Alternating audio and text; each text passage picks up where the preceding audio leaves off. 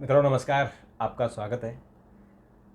मित्रों आज हम बात करेंगे भूत पिशाच, चुड़ैल, डायन, जिन ये क्या होते हैं। क्योंकि ये कहानी तो आप सबने सुनी होगी और उसको महसूस भी किया होगा और आपने बहुत जगह बाबाओं को देखा होगा, फिल्में आपने देखी होगी। तो इन सब चीज़ों में ये होती तो हैं, लेकिन इनका क्या साइंटिफिक महत्व है? क्या ये वास्तव में एग्जिस्ट करती हैं? अगर नहीं करती हैं तो इस तरह की कहानियाँ कहाँ से आई हैं? इन सब विषयों पर हम बात करेंगे हमारे विशेषज्ञ शोधार्थी डॉक्टर प्रतीक मिश्र जी से। डॉक्टर साहब आपका बहुत बहुत स्वागत है। तो अभी आपने बहुत सारी कहानियाँ हमको बताई थी। पिछली बार भी आपने कुछ ऐसे भूत प्रेत के बारे में और कुछ हमारे जो साधना है, अवघड़ हैं, उनके बारे में बताया था। आज आप विशेषकर इन जो भूत पिशाच प्रेत वगैरह हैं इनके बारे में बताएंगे। तो क्या ये सत्य है? इनका साइंटिफिक महत्व क्या है? देखिए, इनका जो अस्तित्व है वो बड़ा एक रहस्यमयी सब्जेक्ट है। विज्ञान पूरी तरीके से नकारता है, लेकिन दुनिया का शायद ही कोई ऐसा धर्म, कोई पंथ या कोई मजहब होगा जिसमें इनके अस्तित्व को स्वीकार नहीं किया जाता है। नाम अलग अलग है, लेकिन चीज़ें सब एक जैसी हैं। आमतौर पर ये पैरानॉर्मल दुनिया का एक अनुभव है। दुनिया में 90% लोग इन चीज़ों को सच मानते हैं। पैरानॉर्मल जो एक्टिविटीज़ होती हैं वो सब एनर्जी बेस्ड होती हैं, जिसमें कि चीज़ें साक्षात आपको इन आँखों से दिखाई नहीं पड़ती हैं, उनका एहसास होता है, उनका अनुभव होता है। पैरानॉर्मल एक्सपर्ट भी इस चीज़ को मानते हैं और उन्होंने आजकल ऐसे तमाम यंत्र भी बना रखे हैं जिससे वो इन शक्तियों की, चूँकि ये सारी की सारी नकारात्मक शक्तियाँ हैं, नकारात्मक इन नकारात्मक शक्तियों की, इनकी गतिविधियों को, इनकी हरकतों को वो उन एक्सपर्ट अपने जो उन्होंने डिवाइस बनाए हैं, जो उपकरण बनाए हैं, उनमें ये रिकॉर्ड कर लेते हैं। रिकॉर्ड कर लेते हैं और जिन लोगों ने साधना की है उनको पता लग जाता है। नहीं, देखिए वो अलग चीज़ है, वो साधना अलग चीज़ है। हम आम इंसान की बात, हाँ, आम इंसान को पता नहीं चलता। साधना में क्या है कि शमशान साधना है, सब साधना है, या और तांत्रिक क्रियाएं हैं, अवगण हैं, नागा साधु हैं, तमाम इस तरीके की चीज़ जो है वो अपनी साधनाओं के द्वारा इन जो ये पैरानॉर्मल जो ये शक्तियां हैं, जो जो पैरानॉर्मल जो सुपर स्पिरिचुअल, हाँ स्पिरिचुअल है, इन लोगों से वो अपना संपर्क साध लेते हैं। जैसे कि बहुत से लोगों के बारे में कहते हैं ना कि उन्होंने जिन्न को पकड़ रखा है, ठीक है।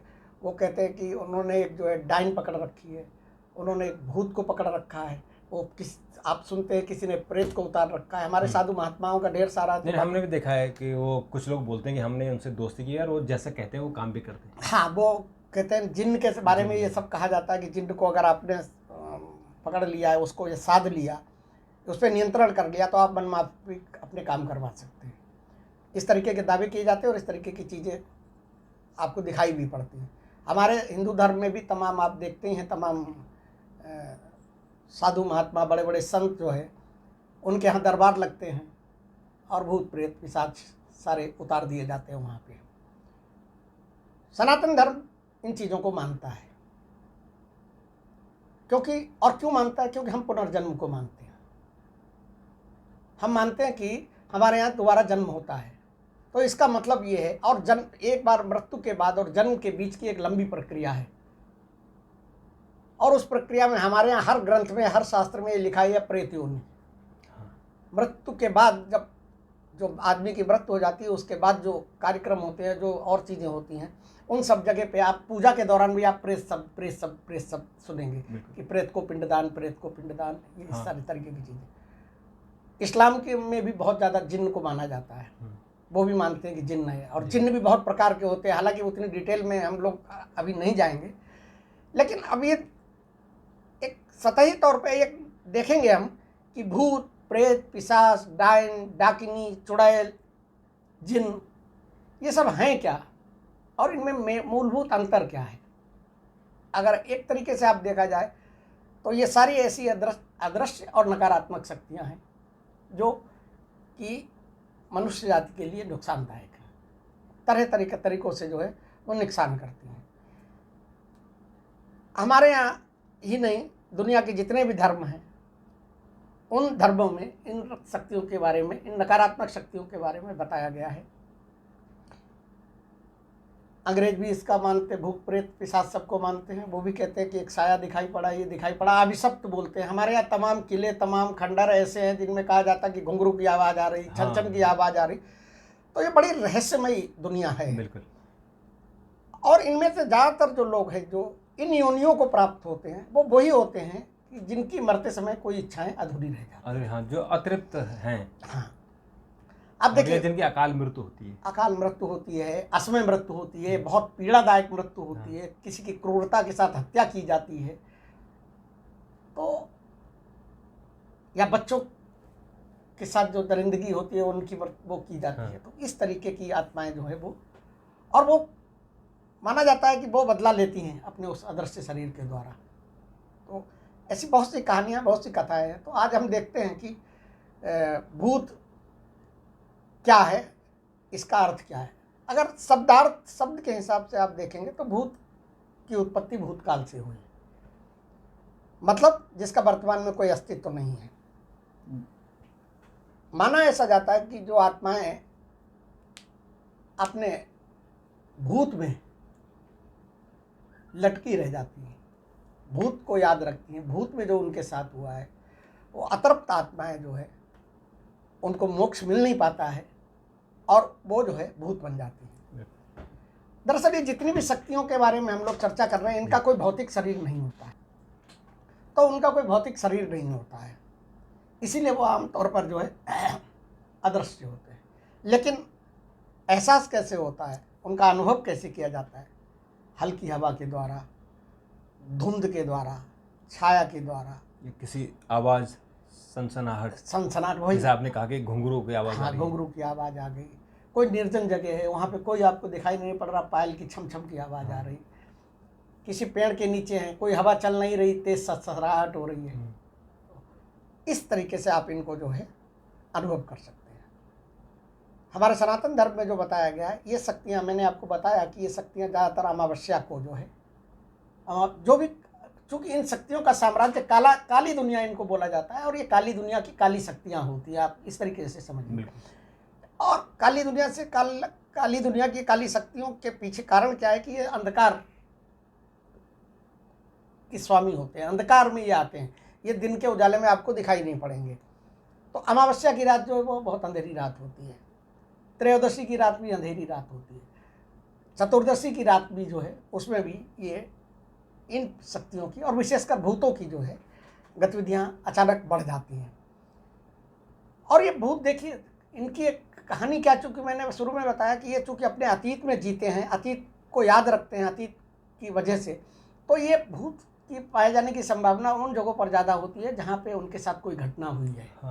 हाँ, जहाँ कहीं दुर्घटना होती है, तो उसके आसपास वहाँ ऐसी आवाज़ें आती हैं, यहाँ से डरावनी आवाज़ें, क्योंकि वो आत्मा वहीं पे घूमती रहती भटकती है। हाँ, भटकती है, जिसे कहते हैं ना भटकती आत्मा है। तो वो जगह हो सकती हैं। और वैसे अमूमन जो है ये सारी शक्तियाँ, भूत प्रेत चुड़ैल डायन जो भी है, ये सब जो है निर्जन स्थानों पे और वीरान स्थानों पे पाई जाती हैं।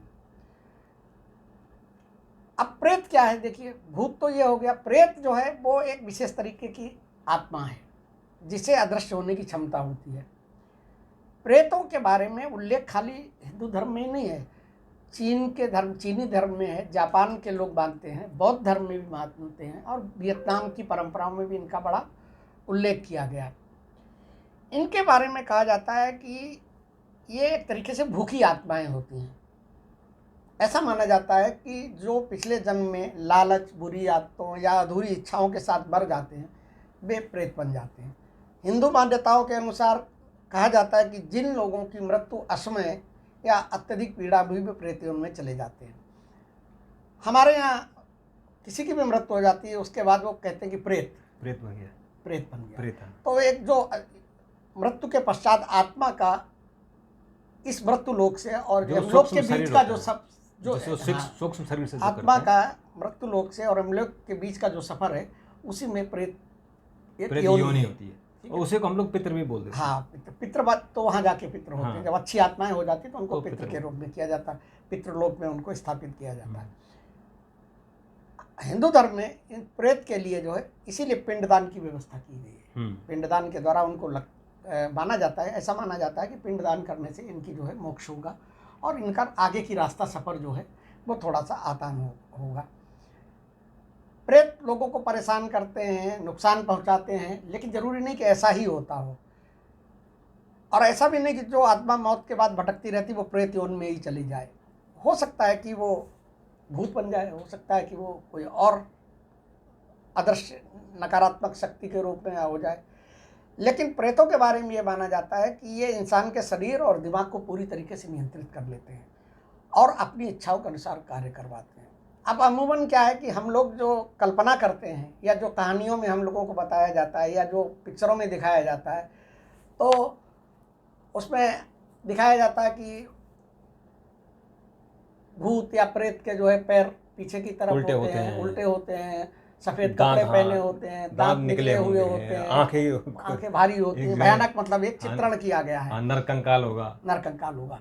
लेकिन वास्तविकता ये है कि ये जो है एक कल्पना के अनुसार किया गया, क्योंकि चूंकि ये पैरानॉर्मल एक्टिविटीज़ है, पैरानॉर्मल दुनिया है, एक अदृश्य दुनिया है, उसमें ये एनर्जी वेस्ट होती है। एनर्जी तो है लेकिन वो सशरीर आपको दिखाई नहीं पड़ सकती, और जब आपको दिखाई नहीं पड़ती है तो ये सब जितनी चीज़ें आप जो देखते हो ना, ये अंधविश्वास फैलाने वाली चीज़ें हैं कि जो रील बना लेते हैं, जो फोटोग्राफी कर देते हैं कि इंसान सड़क पे जा रहे थे और एक सफ़ेद कपड़े में, तो वो सब प्लांटेड होता है, ऐसा कुछ होता नहीं, वो दिखाई नहीं पड़ता, ठीक है ना। तो ये मतलब चूँकि अदृश्य हैं, अशरीरी आत्माएं हैं, उनके पास शरीर नहीं होता है, ये सूक्ष्म आत्मा है, सूक्ष्म शरीर। एक तो स्थूल शरीर होता है, इसके बाद सूक्ष्म शरीर होता है। जब मृत्यु होती है तो उसी सूक्ष्म शरीर के मार्फत, जो आपने कहा कि प्रेत आत्मा स्वर्ग तक जाती है, सबकी सब नकारात्मक ही शक्तियाँ। अब देखिए इसमें भी एक जो खूंखार जो प्रजाति आ गई, मतलब एक ही उसकी दुनिया की जो प्रजाति है वो है पिशाच। पिशाच जो है बहुत खतरनाक होता है, और ईसाइयों में इसको वैम्पायर बोलते हैं। हमारे यहाँ जो इसकी बड़ी फिल्में आपने देखी होगी, वैम्पायर फिल्म देखी, कितने वो है, कैसे कैसे रूप बदल लेते हैं। और इनके बारे में ड्रैकुला सबसे पहले पिशाच के उस पर बनी थी। ड्रैकुला बनी थी, आपने ड्रैकुला देखी, जिसमें कहा जाता है कि वो जो है अपने नाखूनों से और अपने बड़े बड़े दांतों से मनुष्य का खून पीता था। और वो ड्रैकुला फिल्म देखने की हिम्मत नहीं होती थी किसी की, इतनी डरावनी फिल्म। उसको कहा जाता था अकेले में पिक्चर मत देखो, डरावने तो ये सब होते हैं। अभी भी कहा जाता है कि अकेले में इनकी कहानियां भी मत सुनो, रात में लोग कहानियां सुनने से ये भी सुनते हैं कि रात को तो सुनना ही नहीं चाहिए, क्योंकि वो आपको सोते समय वही सब चीज़ें होती रहती हैं। तो ये जो पिशाच जो है, जिसको वो वैम्पायर कहते हैं, जो ड्रैकुला और ये वैम्पायर सीरीज बनी फिल्म, हमारे यहाँ हिंदू धर्म में भी ये माना जाता है कि ये पिशाच जो होते हैं वो मनुष्य का रक्त पीते हैं, अपनी भूख और प्यास जो है इंसान के खून और मांस से मिटाते हैं। अब इनमें भी कई योनियां होती हैं, पिशाचों की अलग अलग योनि होती हैं। माना यह जाता है कि पिशाच मृत शरीर या किसी जीवित इंसान के शरीर में निवास करने लगते हैं और उसी का भक्षण करते हैं, उसको पता ही नहीं चलता और उसका धीमे धीमे खून पीते जाते हैं। जैसे कि एक माना जाता है कि जिसके ऊपर पिशाच सवार हो गया तो कमजोर होता चला जा रहा है, सूख जाता है, खून की उल्टी होने लगती है, ये इस तरीके की चीज़ें जो दिखाई पड़ती हैं। तो ये होता है, ये रात में एक्टिव होती हैं, ये भी पिशाच भी रात में एक्टिव होते हैं। और विशेषकर देखिए एक चीज़ और मैं बताऊँ आपको, ये जो जिनकी विल पावर बहुत ज़्यादा होती है, दृढ़ इच्छा शक्ति होती है, और जिनकी मजबूत आत्माएं होती, पवित्र आत्माएं होती, उन पर ये शक्तियों का प्रभाव नहीं पड़ता है। इन शक्तियों का प्रभाव जो है वो कमज़ोर आत्माओं पर पड़ता है, जो मेंटली मतलब मानसिक रूप से जो कमज़ोर होते हैं, जिनके ग्रह चाल कमज़ोर होती है। ग्रह चाल भी कमज़ोर होते हैं। और इसके बारे में मतलब देखिए, आम आदमी से आप बात करेंगे तो वो क्या कहेगा, आजकल का बच्चा जो भी कहेगा वो क्या छूटते ही कहेगा कि अरे बेकार की बात कर रहे हो आप, है ना। लेकिन वास्तविकता है कि जिसके साथ ये घटना घटित हो जाती है वो इन सब के अस्तित्व को स्वीकार करता है। कहावत है ना, जाके पैर न फटी विवाही, वो क्या जाने पीर पर आई। मतलब जिसके पैर की वही नहीं हुई, विवाही नहीं फटी, तो उसको पता ही नहीं चलेगा पीर क्या है, दर्द क्या है। तो जो ये ऐसी चीज़ है कि जिसके साथ घटित होती है उसको इन सारी चीज़ों का एहसास होता है, और जिसके साथ नहीं होती वो तत्काल नकारा देता, क्या आप पागलों जैसी बात कर रहे हो। लेकिन दुनिया के हर धर्म में और दुनिया की हर जनसंख्या में, दुनिया के हर देश में इन सब का अस्तित्व को स्वीकार किया यार जाता है। आजकल आप टीवी देख रहे होंगे, रील देख रहे होंगे कि बाबा बागेश्वर और दूसरे जो बाबा हैं उनके यहाँ किस तरह से वो भूत नाचते हैं और उनको भूत को निकालते हो। नहीं तो वो तो आजकल सारे बाबाओं का एक धंधा हो हाँ, गया। हालांकि धंधा हो गया, इसको हम अंधविश्वास को बिल्कुल प्रमोट नहीं करते हैं, पर ये चीज़ें कैमरे के सामने भी तो हो रही है, हाँ, कैमरे के सामने हो रही है और दिखाया जा रहा है। दिखाया जा रहा है। अब देखिए चुड़ैल जो है, चुड़ैलों के बारे में भी आपने आप जैसे चुड़ैल शब्द आता है तो आपके मन के अंदर, दिमाग के अंदर एक पिक्चर बन जाती है, एक चित्र बन जाता है कि चुड़ैल जो है लंबे लंबे बाल वाली, खुले बाल वाली है, उसके पैर पीछे की तरफ हैं, बड़े बड़े नाखून हैं, बहुत लंबी है, पैर उल्टे हैं, सफ़ेद कपड़े पहने हुए, घने जंगलों में रहती है, रात के अंधेरे में आती है और आने के बाद जो है हमला करती वो दुनिया भर की चीज़ें उसके बारे में की जाती है। दुनिया भर के सारे धर्मों में, और बल्कि पश्चिमी देशों में तो हमसे, हमारे भारत से ज़्यादा इनका प्रभाव माना जाता है, इनके अस्तित्व को अस्वीकार किया जाता है। हमारे यहाँ जो इनके बारे में बताया गया कि जो स्त्रियाँ जादू टोना करती थी, पुरुषों को अपने बस में कर लेती थी, उन्हें चुड़ैल कहा जाता था। आज भी गाली में एक सामान्य भाषा में कहते चुड़ैल कहेंगी, चुड़ैल मतलब थोड़ी सी ऐसी तेज तर्रार वो हो या तेज तर्रार महिला है और वो पुरुष को परेशान कर रही है, इस तरीके की कोई चीज़ है तो उसको बोल देते चुड़ैल। चुड़ैल महिलाओं को अक्सर मतलब आम भाषा में चुड़ैल बोल देते हैं। अब चुड़ैल ये कौन होती हैं, कौन सी आत्माएं चुड़ैल के रूप में बन जाती हैं? तो जैसे जब कोई गर्भवती स्त्री वो मरती है, कोई नवयुवती है, किसी महिला के साथ गैंगरेप हुआ, किसी महिला को जो है प्रताड़ित किया गया और उसको जो है क्रूर हत्या की गई, तो ये सारी आत्माओं में से इस बात की गुंजाइश रहती है, इस बात की संभावना रहती है कि इनमें से कुछ चुड़ैल योनि में जा सकती हैं। इनको जो चित्र के हिसाब से है तो हमने बताया, आपका चित्रण किया कि उस तरीके से पहचान सकते हैं। चुड़ैलें जो हैं अक्सर सुनसान रास्तों में, शमशान घाट पे और घने जंगलों में देखे जाने का दावा किया जाता है। मैंने नहीं देखा है इसलिए मैं दावा नहीं कर सकता हूँ, लेकिन इसके दावे होते हैं, इस पर तमाम फिल्में बनती हैं, तमाम रील बनती हैं, तमाम चीज़ें बनती हैं। लेकिन मेरा अपना मानना है कि ये अदृश्य और असशरीरी ऊर्जा है जिसका प्रभाव होता है, दिखाई नहीं पड़ती है। अब आइए देखिए अब डायन के बारे में। डायन तो बड़ी कॉमन चीज़ है हमारे यहाँ अभी भी। आप बिहार में चले जाइए, डायन जो है बहुत डायन, और कई बार ऐसे किस्से आते हैं कि आप डायन को मार उत्तराखंड दिया, में चले जाइए, डायन समझ के मार पहाड़ी एरिया में डायन। तो डायन उन लोगों को उनको कहा जाता है कि जो महिलाएं जादू टोना करती हैं, उनको डायन की एक खिताब दे दिया जाता है और उनके ऊपर डायन कह के फिर अत्याचार भी होते हैं, भले वो डायन हो या नहीं हो या ना हो, पर हाँ बिहार में ये कुप्रथा बहुत बहुत ज़्यादा है। इसका मतलब हालांकि डायन जो है वो नकारात्मक शक्ति है और माना ही जाता है कि ये भी जान ले सकती है। भारतीय लोक कथाओं में, धार्मिक ग्रंथों में अभी भी डायन के बारे में ढेर सारी व्याख्या की हुई है। डायन के बारे में ये माना जाता है कि वो बच्चों को ज़्यादा अपना निशाना बनाती है। ऐसा माना जाता है कि जो लोग जो महिला डायन होती है उसको जादू टोना आता है और वो जो है वहीं बैठे बैठे जादू टोना करके बच्चों की भी जान से ले सकती है और आदमियों या स्त्रियों की भी जान ले सकती है, ऐसी मान्यता है। कई लोक कथाओं में ये बताया गया कि डायन जो है अपनी शक्तियों को बनाए रखने के लिए, जो उसकी नकारात्मक शक्तियां हैं उनको बनाए रखने के लिए वो युवा स्त्री का रूप धारण कर लेती है। डायन के बारे में भी एक अगर आप देखेंगे जो इनके बारे में बताया गया है तो इनके नाखून लंबे होते हैं और पैर उल्टे होते हैं।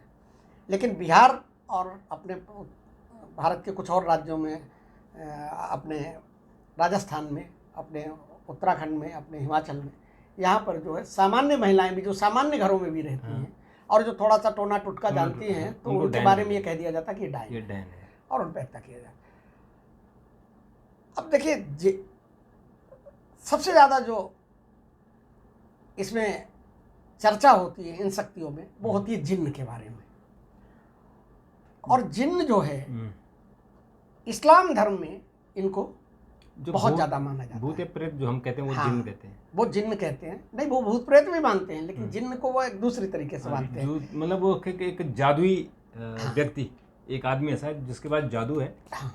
और उससे आप जो मांगोगे वो देगा। इस्लाम धर्म में इनके बारे में जो बताया गया वो ये बताया गया कि जैसे इंसान जो है मिट्टी से बना है, मतलब पंचतत्वों से बना, मिट्टी से बना है, मिट्टी में ही मिल जाएगा।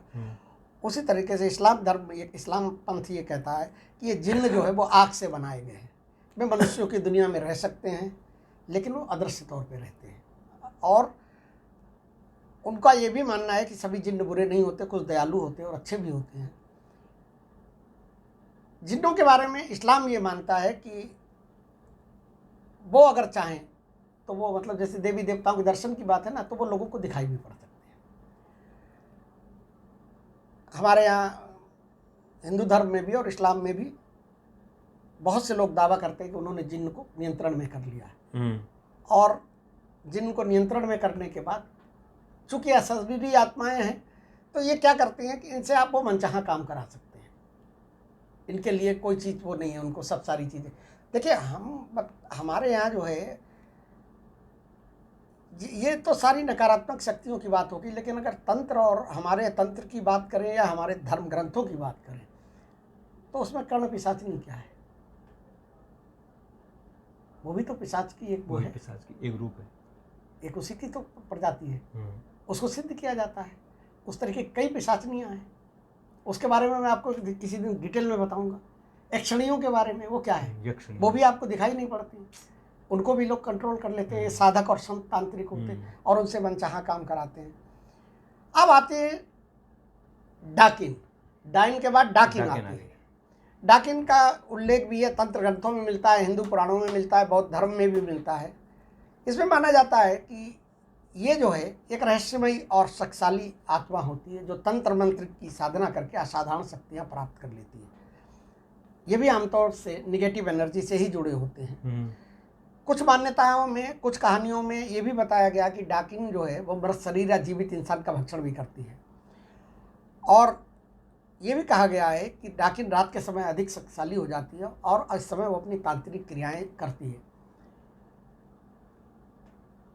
माना यह जाता है कि डाकिन ज़्यादातर शमशान में रहती हैं और वहाँ जो मृत शरीर होते हैं उनका भक्षण करती हैं।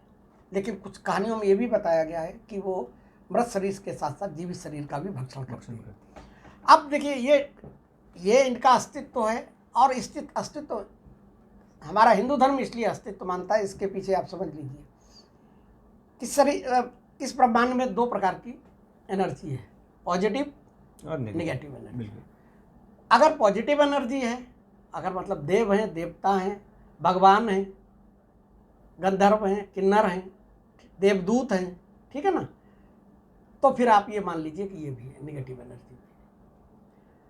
पॉजिटिव एनर्जी में वो लोग हैं जो आपके मददगार होते हैं, जो आपको आशीर्वाद देते हैं, जो आपको सिद्धियां देते हैं, आपको शक्ति देते हैं, आपको साधना के बारे में बताते हैं। निगेटिव ये होता है, ये आपको नुकसान करने की चीज़ें करते हैं। तो आप, अगर इनका अस्तित्व है, अगर पॉजिटिव है तो नेगेटिव की शक्तियों का, इन नकारात्मक शक्तियों का भी अस्तित्व है।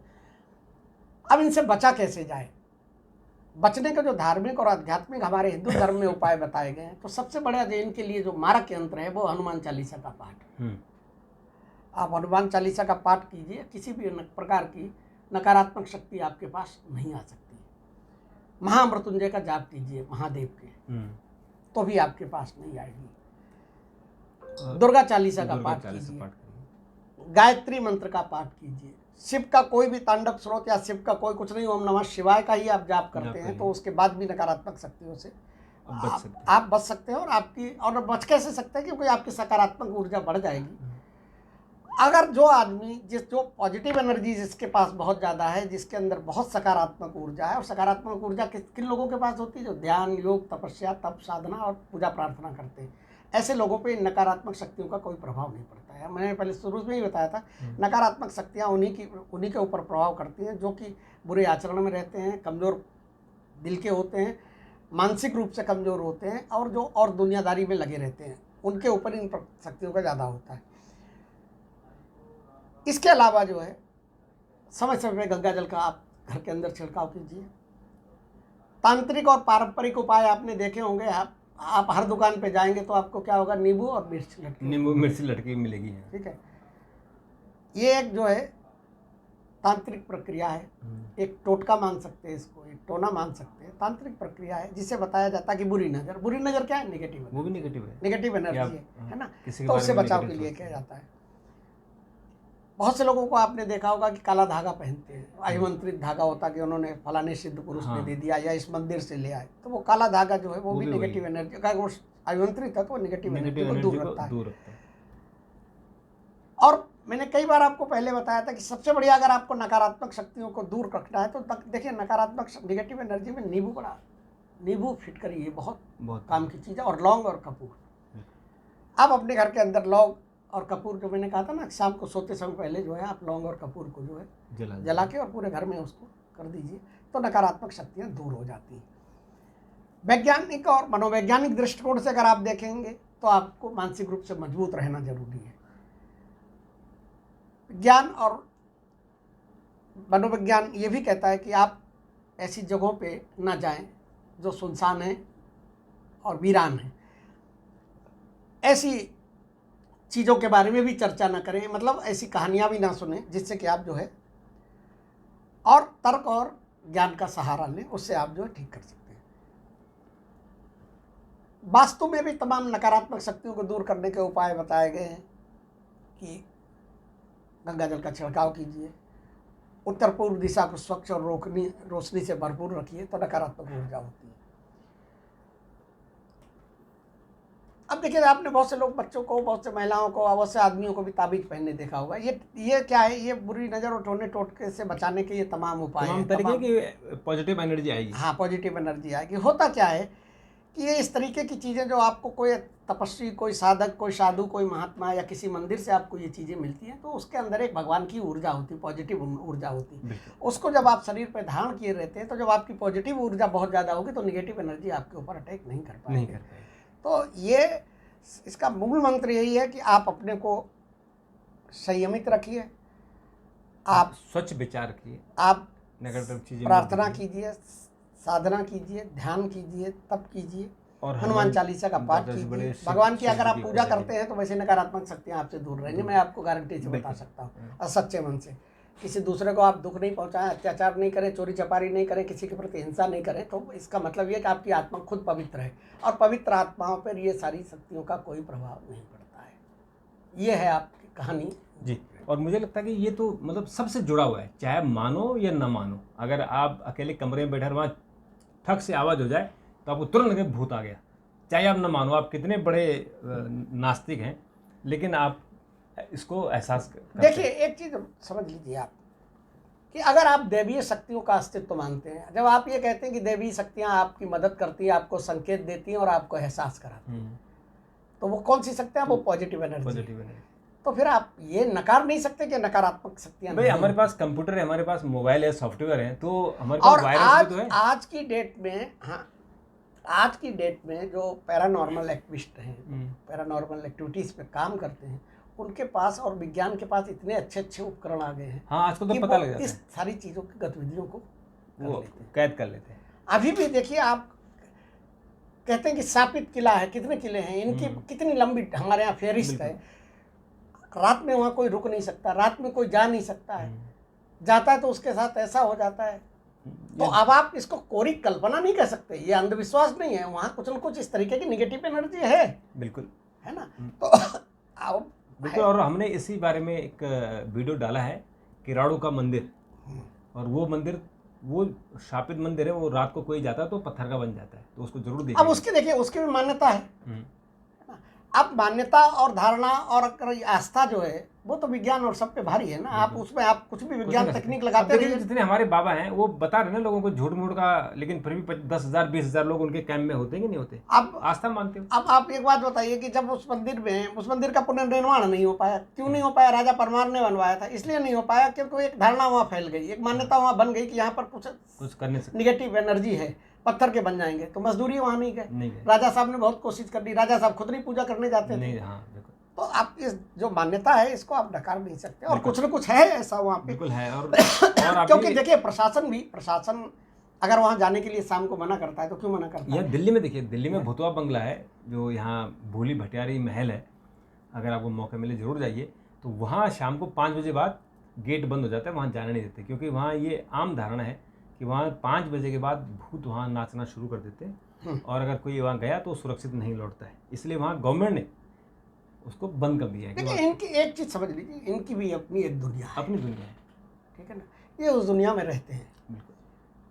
और अकारण, ज़्यादातर मामलों में अकारण वो किसी को परेशान नहीं करते, बस सामान्य आदमी को हाँ। परेशान उसी को करते हैं जिसके साथ, जैसे मैंने कहा ना कि भाई अगर किसी Negative आदमी ने है। किसी की हत्या की है, हाँ, किसी की जमीन पे कब्जा किया, किसी को पानी नहीं दिया, मतलब क्रूरता के साथ उसकी हत्या की, कोई गर्भवती स्त्री है उसके साथ रेप किया या इस तरीके की चीजें की, तो वो बदला लेने के लिए करते हैं। बिल्कुल। तो बदला तो भाई साहब जो है शरीर में लोग ले रहे हैं, बदला लेते हैं, तो ये तो अदृश्य आत्मा और है। जो अतिरिक्त आत्माएं हैं वो तो बदला लेंगे। हाँ, ये तो शरीर तो ही है। मित्रों, ये आप देख लीजिएगा, अगर आपको आपके पास ऐसे कोई कहानी होगी, जरूर होगी, किसी न किसी के जीवन से कुछ न कुछ जुड़ी हुई कहानियाँ होती हैं, आप हमको मैसेज डाल दीजिएगा, कमेंट बॉक्स में डालिए, हम आपका जवाब देंगे और उस पर एक नया वीडियो बनाने की कोशिश करेंगे।